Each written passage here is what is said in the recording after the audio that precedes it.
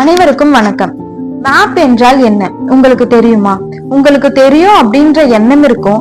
ஆனா மேப் என்பதற்கான உண்மையான பொருள் என்ன அப்படின்றத இந்த காணொளி வழியா பார்க்கலாம்.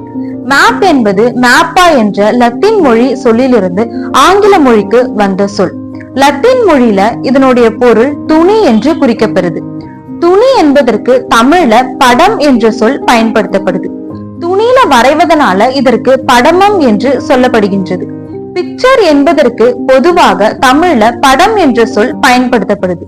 100 ஆண்டுகளுக்கு முன்னர் வந்த த ஸ்கூல் டிக்ஷனரியில T.S. சுவாமிநாத ஐயர் என்ற மொழியறிஞர் தேசப்படம், வரிவடிவம், காட்சி அப்படின்னு பெயர் சொற்களாகவும், தேசப்படம் கிழி, படம் எழுது, தெளிய சித்தரி என்று வினை சொற்களாகவும் சிறந்த சொற்களை கொடுத்துள்ளார்.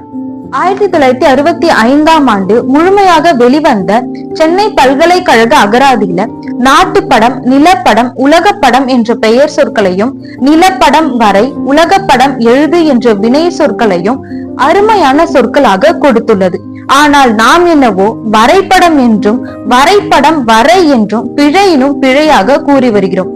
அதனால் மேப் என்பதற்கு தமிழில் படமம் என்ற பெயர் சொல்லாகவும் படமம் வரை என்ற வினை சொல்லாகவும் பயன்படுத்த வேண்டும். நன்றி.